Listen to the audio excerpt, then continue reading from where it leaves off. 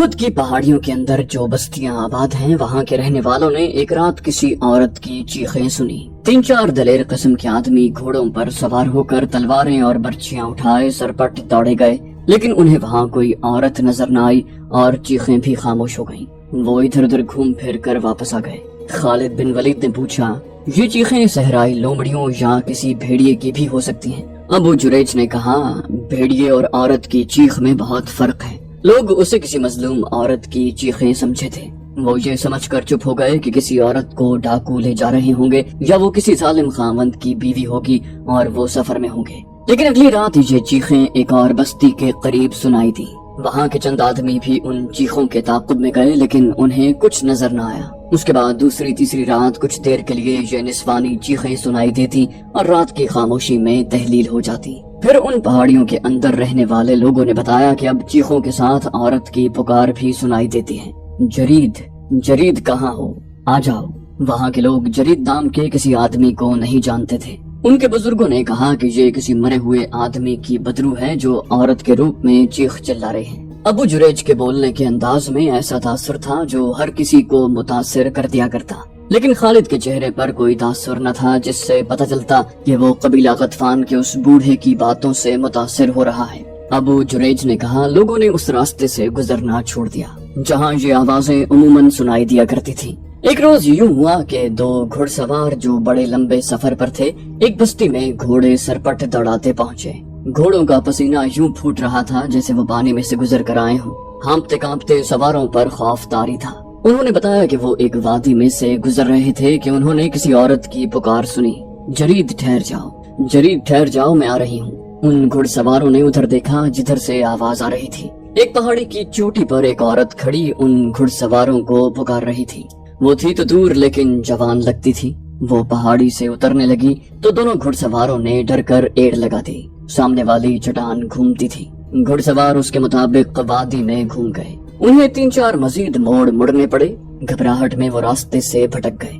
وہ ایک اور موڑ مڑے تو ان کے سامنے 30-40 قدم دور ایک جوان عورت کھڑی تھی جس کے بال بکھرے ہوئے تھے اور وہ نیم برہنہ تھی۔ اس کا چہرہ لاش کے مانند سفید تھا۔ گھڑ سواروں نے گھوڑے روک لیے۔ عورت نے دونوں بازو ان کی طرف پھیلا کر اور آگے کو دوڑتے ہوئے کہا، میں تم دونوں کے انتظار میں بہت دنوں سے کھڑی ہوں۔ دونوں گھڑ سواروں نے وہیں سے گھوڑے موڑے اور ایڑ لگا دی۔ بوڑھا جریج بولتے بولتے خاموش ہو گیا۔ اس نے اپنا ہاتھ خالد کی ران پر رکھا اور بولا، میں دیکھ رہا ہوں کہ تمہارے پاس کھانے کے لیے کچھ نہیں ہے۔ کیا یہ اچھا نہیں ہوگا کہ ہم کچھ دیر کے لیے رک جائیں؟ پھر نہ جانے تم کب ملو۔ تمہارا والد ولید بڑا زبردست آدمی تھا۔ تم میرے ہاتھوں میں پیدا ہوئے تھے۔ میں تمہاری خاطر تواضع کرنا چاہتا ہوں۔ روکو گھوڑے کو اور اتر آؤ۔ یہ قافلہ وہیں رک گیا۔ ابو جریج نے بھنا ہوا گوشت خالد کے آگے رکھتے ہوئے کہا، وہ کسی مرے ہوئے آدمی یا عورت کی بدرو ہی ہو سکتی تھی۔ کھاؤ ولید کے بیٹے۔ پھر ایک خوفناک واقعہ ہو گیا۔ ایک بستی میں ایک اجنبی اس حالت میں آن گرا کہ اس کے چہرے پر لمبی لمبی خراشیں تھیں جن سے خون بہ رہا تھا۔ اس کے کپڑے پھٹے ہوئے تھے اور جسم پر بھی خراشیں تھیں۔ وہ گرتے ہی بے ہوش ہو گیا۔ لوگوں نے اس کے زخم دھوئے اور اس کے منہ میں پانی ڈالا۔ وہ جب ہوش میں آیا تو اس نے بتایا کہ وہ 2 چٹانوں کے درمیان سے گزر رہا تھا کہ ایک چٹان کے اوپر سے ایک عورت چیختی چلاتی اتنی تیزی سے اتری جتنی تیزی سے کوئی عورت نہیں اتر سکتی تھی۔ یہ آدمی اس طرح رک گیا جیسے دہشت زدگی نے اس کے جسم کی قوت سلب کر لی ہو۔ وہ عورت اتنی تیزی سے آ رہی تھی کہ رک نہ سکی۔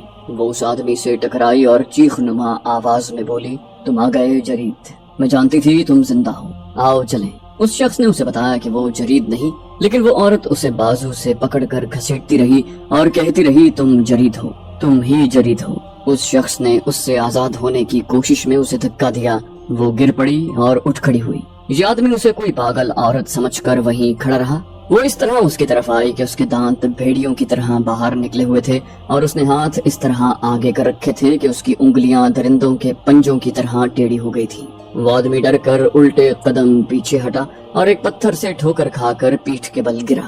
یہ عورت اس طرح اس پر گری اور پنجے اس کے چہرے پر گاڑ دیے جیسے بھیڑیا اپنے شکار کو پنجوں میں دبوچ لیتا ہے۔ اس نے اس آدمی کا چہرہ نوچ ڈالا۔ اس نے اس عورت کو دھکا دے کر پرے کیا اور اس کے نیچے سے نکل آیا، لیکن اس عورت نے اپنے ناخن اس شخص کے پہلوؤں میں اتار دیے اور اس کے کپڑے بھی پھاڑ ڈالے اور کھال بھی بری طرح زخمی کر دی۔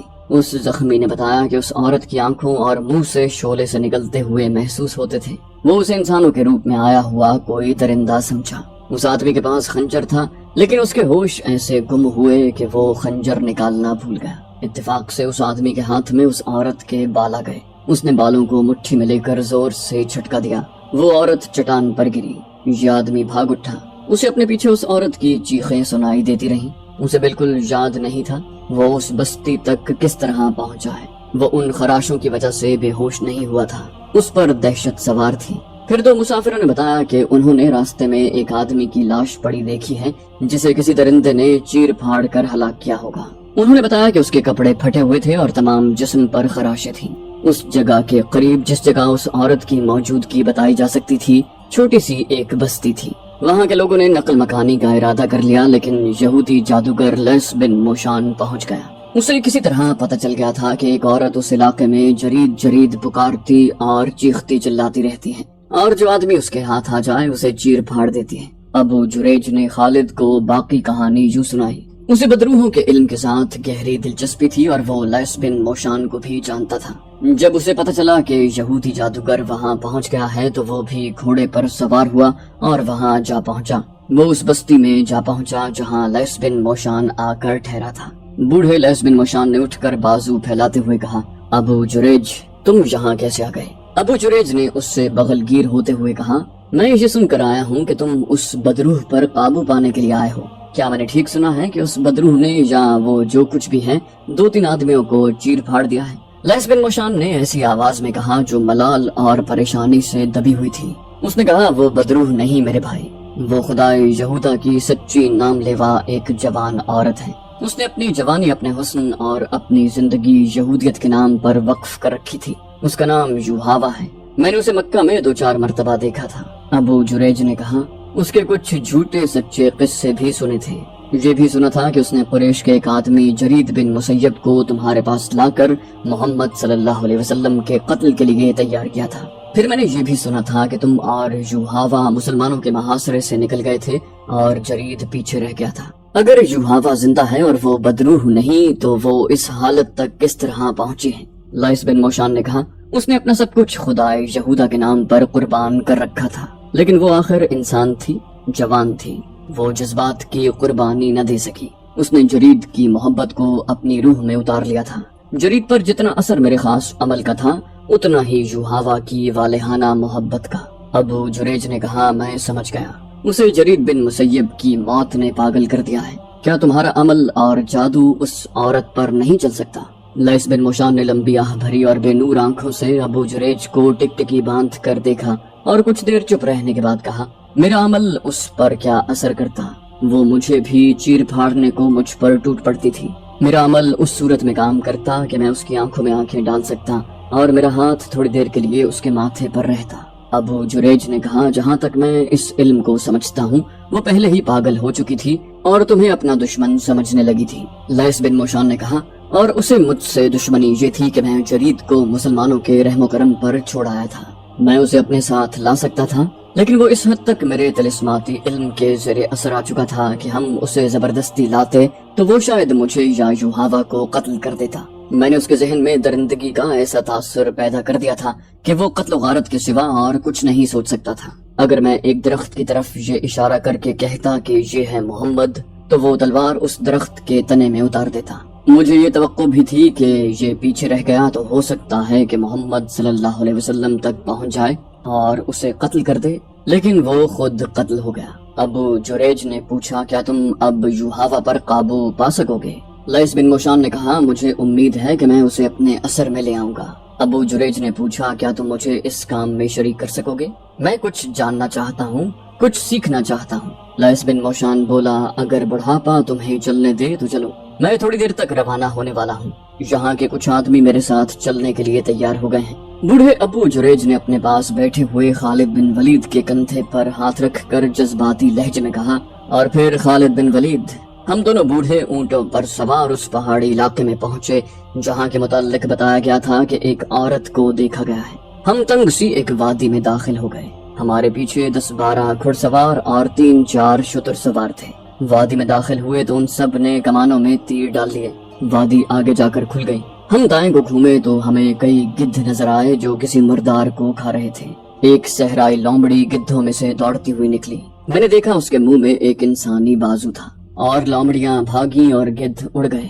وہاں انسانی ہڈیاں بکھری ہوئی تھی، سر الگ پڑا تھا، اس کے بال لمبے ادھر ادھر بکھرے ہوئے تھے، کچھ کھوپڑی کے ساتھ تھے، آدھے چہرے پر ابھی کھال موجود تھی۔ وہ یوحاوا تھی۔ لیس بن موشان کچھ دیر اس کی بکھری ہوئی ہڈیوں کو اور ادھ کھائے چہرے کو دیکھتا رہا۔ اس کی آنکھوں سے آنسو بہ کر اس کی دودھ جیسی داڑھی میں جذب ہو گئے۔ ہم وہاں سے آ گئے۔ خالد بن ولید نے کہا، لیس بن موشان اور یوحاوا نے جرید بن مسیب کو محمد صلی اللہ علیہ وسلم کے قتل کے لیے تیار کیا تھا۔ جرید بن مسیب مسلمانوں کے ہاتھوں قتل ہوا اور یوحاوا کا انجام تم نے اپنی آنکھوں سے دیکھا ہے۔ کیا تم سمجھے نہیں ہو ابو جریج؟ بوڑھے ابو جریج نے جواب دیا، ہاں ہاں، لیس بن موشان کے جادو سے محمد صلی اللہ علیہ وسلم کا جادو زیادہ تیز اور طاقتور ہے۔ لوگ ٹھیک کہتے ہیں کہ ان کے ہاتھ میں جادو ہے۔ اس جادو کا ہی کرشمہ ہے کہ اس کے مذہب کو لوگ مانتے ہی جا رہے ہیں۔ جرید کو قتل ہونا ہی تھا۔ خالد نے کہا، میرے بزرگ دوست، اس بدروح کے قصے مدینہ میں بھی پہنچے ہوں گے لیکن وہاں کوئی نہیں ڈرا ہوگا۔ محمد صلی اللہ علیہ وسلم کے پیروکاروں نے تسلیم ہی نہیں کیا ہوگا کہ یہ جن بھوت یا بدروح ہے۔ ابو جریج نے کہا، محمد صلی اللہ علیہ وسلم کے پیروکاروں کو ڈرنے کی کیا ضرورت ہے؟ اس کے جادو نے مدینہ کے گرد حصار کھینچا ہوا ہے، اس کو قتل نہیں کیا جا سکتا۔ وہ احد کی لڑائی میں زخمی ہوا اور زندہ رہا۔ تمہارا اور ہمارا اتنا زیادہ لشکر مدینہ کی اینٹ سے اینٹ بجانے گیا تو ایسی آندھی آئی کہ ہمارا لشکر تتر بتر ہو کر بھاگا۔ میدان جنگ میں بھی ان کے سامنے جو بھی گیا اس کا دماغ جواب دے گیا۔ کیا تم جانتے ہو خالد، محمد صلی اللہ علیہ وسلم کے قتل کی ایک اور کوشش ناکام ہو چکی ہے؟ خالد نے کہا، سنا تھا لیکن پوری بات کا علم نہیں۔ ابو جریج نے کہا، یہ خیبر کا واقعہ ہے۔ مسلمانوں نے خیبر کے یہودیوں پر چڑھائی کی تو یہودی ایک دن بھی مقابلے میں جم نہ سکے۔ خالد نے کہا، فریب کار قوم میدان میں نہیں لڑتی، یہودی پیٹھ پر وار کرتے ہیں۔ ابو جریج بولا، اور وہ انہوں نے خیبر میں کیا۔ یہودیوں نے مقابلہ تو کیا تھا لیکن ان پر محمد صلی اللہ علیہ وسلم کا خوف پہلے ہی طاری ہو گیا تھا۔ میں نے سنا تھا کہ جب مسلمان خیبر کے مقام پر پہنچے تو یہودی مقابلے کے لیے نکل آئے۔ ان میں سے بعض محمد صلی اللہ علیہ وسلم کو پہچانتے تھے۔ کسی نے بلند آواز سے کہا کہ محمد بھی آیا ہے، پھر کسی اور نے چلا کر کہا، محمد بھی آیا ہے صلی اللہ علیہ وسلم۔ یہودی لڑے تو صحیح لیکن ان پر محمد علیہ السلام کا خوف ایسا سوار ہوا کہ انہوں نے ہتھیار ڈال دیے۔ یہودیوں نے شکست کھائی تو انہوں نے رسول کریم صلی اللہ علیہ وسلم سے وفاداری کا اظہار کرنا شروع کر دیا اور ایسے مظاہرے کیے جن سے پتہ چلتا تھا کہ مسلمانوں کی محبت سے یہودیوں کے دل لبریز ہیں۔ انہی دنوں جب رسول کریم صلی اللہ علیہ وآلہ وسلم خیبر میں ہی تھے، ایک یہودن نے آپ علیہ السلام کو اپنے ہاں کھانے پر مدعو کیا۔ اس نے عقیدت مندی کا اظہار ایسے جذباتی انداز میں کیا کہ رسول خدا صلی اللہ علیہ وسلم نے اسے مایوس کرنا مناسب نہ سمجھا۔ آپ علیہ السلام اس کے گھر چلے گئے۔ آپ علیہ السلام کے ساتھ بشر بن البارا رضی اللہ عنہ تھے۔ یہودن زینب بنت الحارث نے جو سلام بن شکم کی بیوی تھی، رسول خدا صلی اللہ علیہ وسلم کے راستے میں آنکھیں بچھائیں اور آپ علیہ السلام کو کھانا پیش کیا۔ اس نے سالم دمبا بھونا تھا۔ اس نے آپ علیہ السلام سے پوچھا کہ آپ کو دمبے کا کون سا حصہ پسند ہے؟ آپ علیہ السلام نے دستی پسند فرمائی۔ یہودن دمبے کی دستی کاٹ لائی اور رسول خدا صلی اللہ علیہ وسلم اور بشر رضی اللہ عنہ کے آگے رکھ دی۔ بشر بن البارا نے ایک بوٹی کاٹ کر منہ میں ڈال لی۔ رسول خدا صلی اللہ علیہ وسلم نے بوٹی منہ میں ڈالی مگر اگل دی۔